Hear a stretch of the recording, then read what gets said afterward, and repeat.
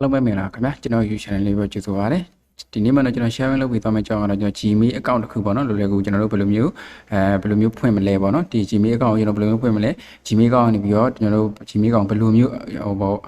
ကိုယ့်ရဲ့ပို့ပြီးအကျိုးချမ်းဘယ်လိုမျိုးအသုံးချလို့ရမလဲဆိုတဲ့အကြောင်းလေးကိုကျွန်တော်ဒီ share လုပ်ပြီးသွားမှာဖြစ်ပါတယ် Okay ကျွန်တော်တို့ဒီရောသားလေး share လုပ်ခင်မှာကျွန်တော် YouTube channel လေးမိတ်ဆက်ပေးချင်ပါတယ်ကျွန်တော် YouTube channel လေးတော့ knowledge sharing ပေါ့နော် knowledge sharing ဆိုတဲ့အတိုင်းပဲကျွန်တော်ဒီဘုဒ္ဓရာသီမှာအကြောင်းအရာတွေခုန free net digital marketing ဘိုင်းနေ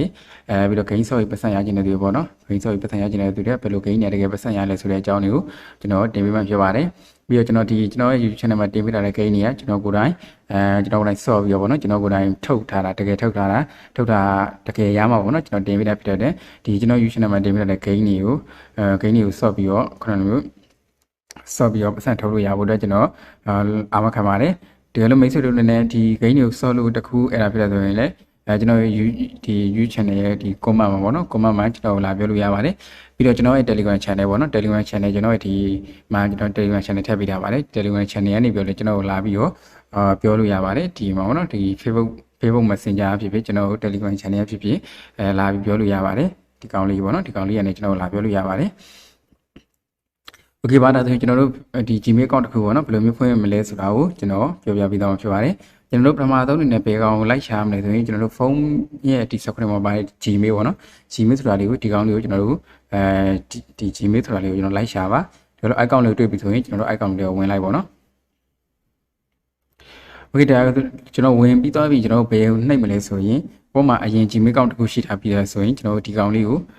နှိပ်ပေးပါဒီကောင်လေးပေါ့နော်ဒီကောင်လေးကိုကျွန်တော်နှိပ်ပေးပါကျွန်တော်နှိပ်လိုက်ပြီဒီလိုနှိပ်ပြီးသွားပြီဆိုရင်ဒါကျွန်တော်မှာရှိတဲ့ Gmail account လေးပေါ့နော် Gmail account လေးကျွန်တော်ဘယ်ကောင်နှိပ်မလဲဆိုရင်ဒီမှာပေါ့နော်အနာသာအကောင့်ဆိုတဲ့ကောင်လေးကျွန်တော်တို့အောက်ဆုံးအဲ့ဒီကောင်လေးကိုကျွန်တော်တို့နှိပ်ပါမယ် Okay ဒါဆိုကျွန်တော်နှိပ်လိုက်ပြီနှိပ်ပြီးသွားပြီဆိုရင်ကျွန်တော်တို့ဒီကောင်ဘယ်ကောင်ရွေးမလဲဆိုရင်ဒီအပေါ်ဆုံး Google ပေါ့နော် Google ကိုကျွန်တော်တို့ဒီ Google ကိုရွေးပါမယ်โอเคကျွန်တော်ခုနဝေးပြန်ရှိထားတော့ဗောနော်အဝိုင်းလေးတွေကိုကျွန်တော်ဝေးပြန်ဖြုတ်လိုက်တယ်โอเคဒါဆိုကျွန်တော်ဒီနေရာကိုရောက်လာပါဗောနော်ဒီနေရာရောက်လာရင်ကျွန်တော်တို့ဒီအပေါ်ဟာတွေနှိပ်ဆောင်လို့ဗောနော်ဒီကောင်လေးကျွန်တော်တို့ create account ဆိုတဲ့ကောင်လေးကိုကျွန်တော်နှိပ်ပေးပါမယ်โอเคဒီနေရာမှာဆိုရင်ကျွန်တော်တို့ခုနကမျိုး for myself နဲ့ဒီမှာ to management business my business ဆိုပြီးသူပေးထားတယ်ကျွန်တော်ဘယ်ကောင်နှိပ်မလဲဆိုရင်ဒီ for myself ဗောနော် for myself ကိုနှိပ်ပြီးကျွန်တော်ဒီမှာဆိုကျွန်တော်နာမည်ထည့်ပြီးနော်ကျွန်တော်နာမည်တော့ထလင်းဆိုတော့ကျွန်တော်ထလင်းဆိုပြီးတော့ပဲကျွန်တော်ထည့်ပေးလိုက်မယ်โอเคကျွန်တော် next ကိုသွားမယ်ဗောနော်ကျွန်တော်တို့ထည့်ပြီးသွားရင်ဒီနေရာမှာဆိုကျွန်တော်တို့ရဲ့ဒီမွေးတက်ဂရိတ်ဗောနော်မွေးတက်ဂရိတ်ကိုကျွန်တော်တို့ထည့်ပေးပါမယ်ဒီနေရာမှာဆိုရင်ကျွန်တော်တို့လာကိုယူပေးမယ်ဒီနေရာမှာထေကိုယူပေးမယ်ဒီနေရာမှာရီယာဗောနော်ပြီးဒီမှာဂျန်တာကျွန်တော်တို့ရွှေ့ပေးရပါမယ်โอเคပါကျွန်တော်ရဲ့ July 3 โอเคဒါဆိုကျွန်တော်ထည့်လိုက်ပြီထည့်ပြီဆိုကျွန်တော်က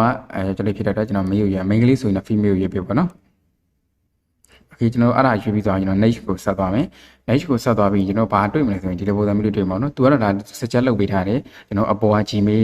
name နေပေါ့နော်ကျွန်တော်တို့ကအဲ့ Gmail name တွေကိုကွက်ကိုယူလဲရတယ်ဒါကလို့မယူချင်ဘူးဆိုရင်ကျွန်တော်တို့ဘယ်ကောင်လဲဆိုရင်ဒီအောက်ဆုံးက create your own Gmail address ဆိုတာလေးကိုကျွန်တော်တို့နှိပ်ပေးပါမယ်โอเคဒါဆိုကျွန်တော်နှိပ်လိုက်ပါနှိပ်ပြီးတော့ဒီမှာကိုကြိုက်တဲ့နာမည်ပေါ့နော်ကိုကြိုက်တဲ့နာမည်ကျွန်တော်တို့တခုကျွန်တော်တို့ဒီမှာရေးမယ်ပေါ့နော်โอเคရေးပြီးတော့ရင်ကျွန်တော်တို့ဒါalready taken ဆိုပြီးတော့သူပြတယ်โอเคဒါဆိုဒါကိုမှတ်မိလွယ်မဲ့ Gmail ပေါ့နော်တခုကျွန်တော်ရေးပြီးခုနကအောက်က next ကိုသွားလိုက်ပေါ့နော်ဒီမှာဆိုရင်ကျွန်တော်တို့ဘာဆိုရင် password ထည့်ပြီးမယ်โอเคဒီနေရာမှာတခုပြောချင်တာကကျွန်တော် password ကိုကျွန်တော်တို့ကိုမှတ်မိလွယ်မယ်အရာကိုပဲကျွန်တော်ထည့်ပေးဖို့တော့ကျွန်တော်အကြံပေးတယ်။ဘာဖြစ်လို့ဆိုရင်ကျွန်တော်ခုနကမျိုးနောက်ထပ်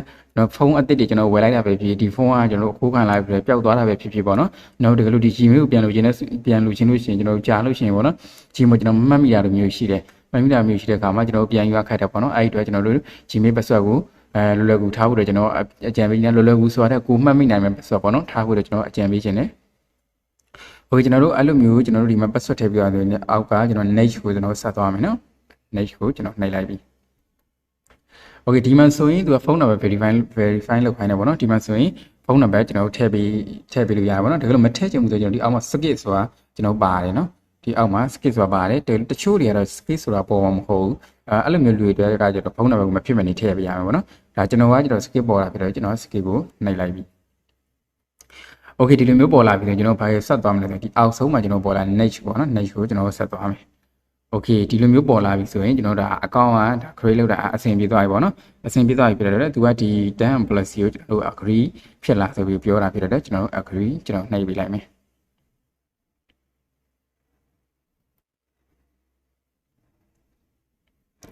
okay ဒါဆိုရင်ကျွန်တော်ကဘာလို့ဆိုရင် gmail account ဖွင့်တာကျွန်တော်အောင်မြင်သွားပါပြီဒါဒီ gmail account ကကျွန်တော်တို့ဘယ်လိုမျိုးသုံးလို့ရလဲဆိုတာပေါ့နော်ဒါဆိုရင်ဒါကျွန်တော်ရဲ့ gmail account ခုနကကျွန်တော်ဖွင့်လိုက်တဲ့ဟိုပါပေါ့နော်ဒီအောက်ဆုံး account ကျွန်တော်ဖွင့်လိုက်တဲ့ဟိုဒီကောင်okay ကျွန်တော် account ကိုနှိပ်လိုက်မယ် okay နှိပ်ပြီးသွားရင်ကျွန်တော်ဘာလုပ်လို့ရလဲပေါ့နော်ဒီကောင်ရဲ့ဒီ gmail ထဲမှာကျွန်တော်တို့တွေနဲ့ခုနကအရေးကြီးတဲ့ဓာတ်ပုံတွေ video တွေပေါ့နော်ဓာတ်ပုံတွေ video တွေကျွန်တော်တို့နဲ့ document file တွေပေါ့နော်ကျွန်တော်အရေးကြီးတဲ့အချက်လက်တွေကိုဒီကောင်ထဲမှာကျွန်တော် 15GB တွေကျွန်တော်တို့တင်ထားလို့ရပါတယ်အဲ့ဒါကိုကျွန်တော်ဘယ်လိုမျိုးသိမ်းမလဲဆိုတာကိုကျွန်တော်တစ်ချက်ပြပေးပါမယ် okay ကျွန်တော်တို့အဲ့ဒီကောင်ကိုကျွန်တော်တစ်ချက်ပြပေးမယ်ဘယ်ကိုသွားမလဲဆိုရင်ကျွန်တော်ပထမဆုံးဒီပေါ့နော်ဒီ Google Drive ပေါ့နော် Google Drive ဆိုတာလေးကိုကျွန်တော်တွေ့အောင်လိုက်ရှာပါဒီလို Google Drive ကကိုယ့်ရဲ့ဖုန်းမှာမပါဘူးဆိုလေကျွန်တော်တို့Play Store ကနေကျွန်တော်တို့ down လိုက်ပေါ့နော်ဒီမှာဆိုကျွန်တော် Google Drive ပါတယ်တကယ်လို့မပါဘူးဆိုရင်ကျွန်တော်တို့ကဒီမှာ Google Drive ဆိုပြီးတော့ DRIV Drive ဆိုပြီးတော့ရိုက်ချလိုက်လို့ရပါတယ် okay ဒီမှာပေါ့နော်ဒီမှာဆိုရင်Google Drive ပေါ့နော်ဒီမှာကျွန်တော်ကတော့ဒီမှာတော်သူပါပြီးသားပေါ့နော်ပါပြီးသားဆိုတော့ကျွန်တော်ကတော့အဆင်ပြေတယ် okay အဲ့ဒါဆိုရင်ကျွန်တော်ဘာလုပ်မလဲ Google Drive ထဲကိုဝင်လိုက်ပေါ့နော် Google Drive ကိုဝင်ပြီးကျွန်တော်တို့ဒီ down လေးမှာပေါ့နော် down လေးမှာကို့မှာအရင် Gmail ရှိနေရင်တော့သူကအရင် Gmail နဲ့ပြလိမ့်မယ်ပြဒီကောင်လေးပေါ့နော်အဲ့ကောင်လေးပြီးတော့ကျွန်တော် Gmail ယူလိုက်မှာပေါ့နော်ဒီကျွန်တော်ကတော့အခုဒီမှာရွေးလိုက်ပါနော် okay ရွေးပြီးတော့ကျွန်တော်ဒီကောင်ဘာရတယ်ဆိုရင် 50GB ကျွန်တော် free ရပါတယ် 50GB free ရတဲ့ဟုတ်တော့မှကျွန်တော်တို့ခဏမျိုးအရေးကြီးတဲ့အရေးကြီးတဲ့ data တွေပေါ့နော်အရေးကြီးတဲ့ data တွေဓာတ်ပုံတွေdocument file တွေပေါ့နော်ကျွန်တော်အားလုံးတင်ထားလို့ရပါတယ်ဒီမှာ 50GB ပေါ့နော် 50GB ရတယ်ဒီမှာ0KB ပဲကျွန်တော်တခုမှမသုံးရသေးဘူးပေါ့နော်အသေးရှိသေးလို့okay ဒီကလေးကျွန်တော်ဒီထဲမှာဓာတ်ပုံတွေကျွန်တော်တင်ထားခြင်းတယ်ပေါ့နော်ဓာတ်ပုံတွေဗီဒီယိုတွေတင်ထားခြင်းတယ်ဆိုရင်ကျွန်တော်တို့ကဘယ်ကောင်နှိပ်မလဲဆိုရင်ဒီအောက်ဆုံးဒီအပေါင်းလေးပေါ့နော်ကျွန်တော်တို့ဒီအပေါင်းလေးကိုကျွန်တော်တို့နှိပ်ပါမယ် okay ဒါဆိုကျွန်တော်အပေါင်းလေးနှိပ်လိုက်ပြီပေါင်းလေးနှိပ်ပြီးကျွန်တော်တို့ဘာလုပ်မလဲပေါ့နော်ဘာလုပ်မလဲဆိုရင်ဒီမှာ upload ဆိုတာဒီပါတယ်ကျွန်တော်တို့ upload နှိပ်ပြီးတော့ကျွန်တော်တို့ခဏဓာတ်ပုံတွေဗီဒီယိုတွေကျွန်တော်တို့ねဒီထဲကို upload လုပ်ထားပြီးတော့တင်ထားလို့ရဒီကောင်ကျွန်တော်ဘာသူ့အသက်ချက်ကဘာလဲဆိုရင်ကျွန်တော်တို့တက်တက်လုံးပေါ့နော်တက်တက်လုံးကျွန်တော်တို့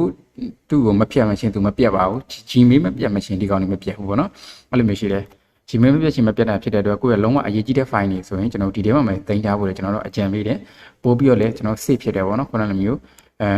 တခုဖြစ်လို့ဖုန်းပြတ်သွားလို့မျိုးဖုန်းပျောက်သွားလို့မျိုးကျွန်တော်ဒါမျိုးနဲ့ပတ်သက်လိုက်ဒီကောင် save ဖြစ်တယ်ပေါ့နော်ဒါဆိုကျွန်တော်ခုနကဒီမှာကျွန်တော် upload လုပ်လိုက်တယ်ပေါ့နော် upload လုပ်လိုက်တဲ့ပုံဒီမှာရောက်လာတယ်ခုနကမျိုးကျွန်တော်ဒီ upload လုပ်ထားတဲ့ပုံကိုကျွန်တော်တို့နေပြန်ပြီးတော့ခုနကမျိုး down ချင်တယ်ပြန်လိုချင်တယ်ဆိုရင်ဒီအဆက်လေးအပြောက်လေး၃ပြောက်ပေါ့နော်ဒီအပြောက်လေး၃ပြောက်ကိုကျွန်တော်နှိပ်လိုက်ပါနှိပ်ပြီးသွားပြီဆိုရင်ကျွန်တော်ဒီမှာပေါ့နော်ဒီမှာပေါ်လာတဲ့မှာကျွန်တော်ဒီ download ဆိုတာလေးကိုကျွန်တော်တို့ပြန်နှိပ်ပြီးတော့အဲ့ဒီပုံကိုကျွန်တော်ပြန် down လုပ်ရအောင်နော်ကျွန်တော်ခုနလိုချင်တဲ့ချိန်ညာပြန်မှာဆိုကြပြန်ပြီးတော့ကျွန်တော် down လိုက်ပြီပေါ့နော် down လိုက်ရင်ကျွန်တော်ဒီမှာသူအဲ့မှာ okay ဒီမှာတော့ download complete ဖြစ်သွားပြီနော်ဒီလိုမျိုးလေးဒီတိုင်းလေးပဲပေါ့နော်ဒီလိုမျိုးပုံစံမျိုးနဲ့ကျွန်တော်တို့ Gmail account 10ကောင်15ကောင်လောက်ကျွန်တော်ဖွင့်ထားပြီးတော့ကျွန်တော်တို့ data တွေကို unlimited သိမ်းထားလို့ရတယ်ပေါ့နော်ခုနလိုမျိုးဒီ Gmail မပြတ်ရှင်းပြီးတော့ခုနလိုမျိုး Gmail account တွေကိုကျွန်တော်တို့10ကောင်15ကောင်လောက်ကျွန်တော်ဖွင့်မဲ့လူတွေကိုတော့ကျွန်တော်အကြံပေးချင်တာပါလေဆိုရင်ဒီလိုအဲ့လိုမျိုးဖွင့်မဲ့ဆိုရင် password ကိုတစ်ခုတည်းထားပါ password strong password ပေါ့နော် password ကိုGoogle Drive မှာမိလို့ရတဲ့ password ဒါပေမဲ့သူများတွေအလွယ်တကူမသိနိုင်တဲ့ password တစ်ခုတည်းပဲထားဖို့တော့ကျွန်တော်ကတော့အကြံပေးချင်ပါတယ်ဟုတ်ကဲ့ပါအားလုံးကျေးဇူးတင်ပါတယ်